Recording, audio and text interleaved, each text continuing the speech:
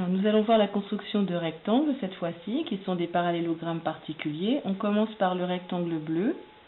Donc, première chose à faire, dessin à main levée. Comme c'est un rectangle, on fait un dessin à main levée qui ressemble à un rectangle, tant qu'à faire. Il s'appelle bleu. Un rectangle est un quadrilatère ayant 4 angles droits, donc on code les 4 angles droits. On sait aussi que les côtés opposés sont de même longueur, puisqu'il s'agit d'un parallélogramme particulier. On marque les longueurs de l'énoncé, ici 7 cm, là 4 cm. Alors là, c'est une construction niveau 6e. On va faire déjà l'un des deux segments, 7 cm. On met son nom immédiatement, BL. Et pour continuer, en fait, on va faire des perpendiculaires avec l'équerre. Donc par exemple celle-ci. On sait que la longueur est de 4 cm.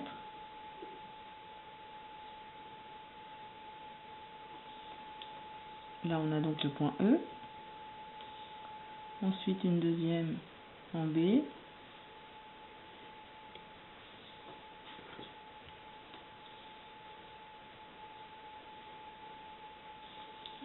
« 4 cm également. Et c'est fini. On a le point U. On trace le dernier côté. On code la figure. Donc les 4 angles droits, les côtés opposés de même longueur. 7 cm pour ici, 4 cm pour là. Donc là, il n'y a aucune difficulté, c'est niveau 6e. On va en faire un deuxième. Donc cette fois-ci, je vais mettre comme ça, c'est un rectangle qu'on appellera noir. De centre C, alors, qu'est-ce que ça veut dire? Donc déjà, on commence par faire le rectangle à main levée, mettre son nom, coder les angles droits, faire en sorte de faire apparaître le point C. Donc de centre C, ça signifie que c'est l'intersection des diagonales dont on a besoin. C'est le centre du quadrilatère, ici. J'en profite donc pour rappeler que dans un rectangle, les diagonales se coupent en leur milieu, puisque c'est un parallélogramme particulier, et les diagonales d'un rectangle sont de même longueur. Donc la longueur NI est la même que RO. Alors voyons voir maintenant les données de l'énoncé. RI, ça fait 8.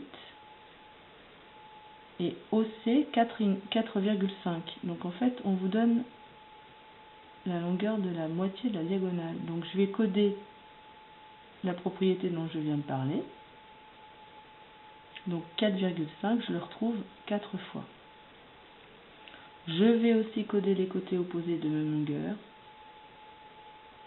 On a l'impression que la figure est surchargée, mais c'est pas très compliqué à comprendre. Donc maintenant, il suffit de réfléchir pour pouvoir faire son dessin.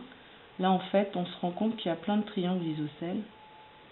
Alors pour pouvoir en faire un, il faut que je connaisse les 3 longueurs. Donc par exemple ici, comme j'ai ce côté-là de 8 cm et les deux petits côtés de 4,5 cm, je pourrais commencer par faire le petit triangle isocèle RCI isocèle en C. Mais j'ai d'autres choix possibles. Je pourrais très bien aussi tracer le côté RI, faire ma perpendiculaire. Et ensuite, comme ici j'ai 4,5, ma diagonale en tout mesure 9 cm. Donc je pourrais très bien aussi faire mon grand triangle rectangle. Alors on va faire les deux. On va d'abord commencer en faisant le petit triangle isocèle. Donc je vais faire 8 cm.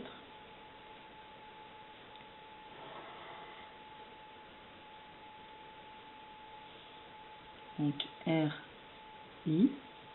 Ensuite, pour faire 4,5, on prend l'écartement de compas. 4,5.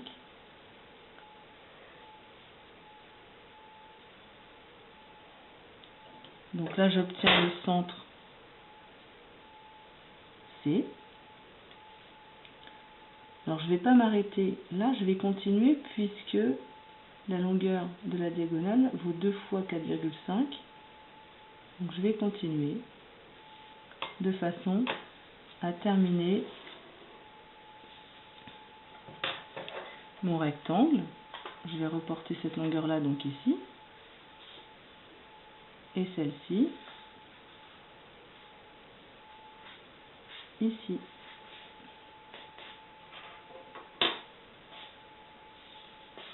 Et normalement j'obtiens un rectangle.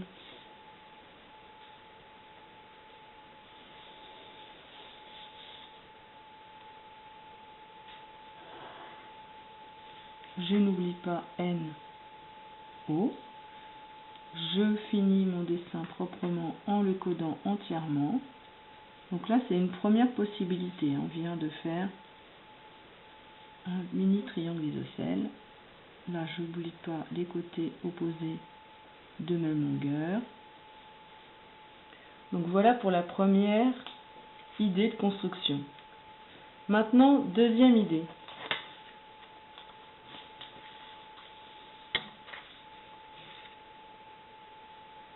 J'ai dit quoi? J'ai dit on commence par tracer RI de 8 cm.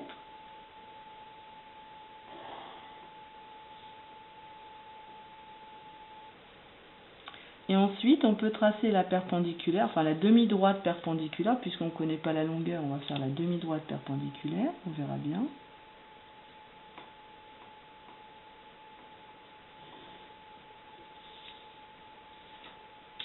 C'est bien, voilà. Ensuite, on reporte 9 cm et on aura le point O sur la demi-droite perpendiculaire que l'on vient de tracer. Donc là, 9 cm avec le compas, de là. Voilà. Et voilà.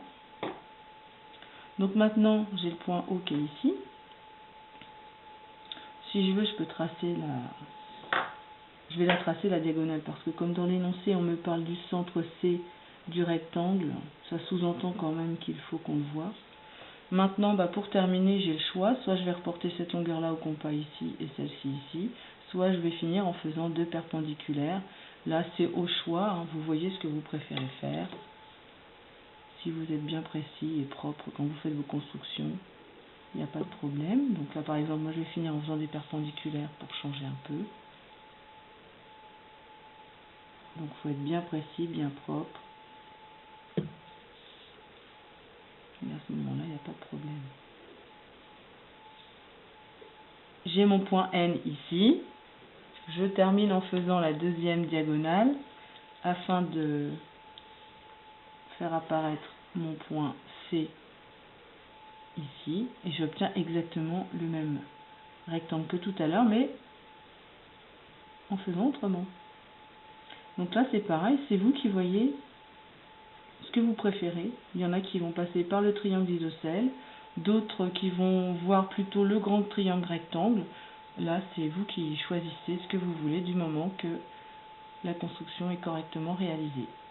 Là, je peux rajouter 4,5 et c'est terminé.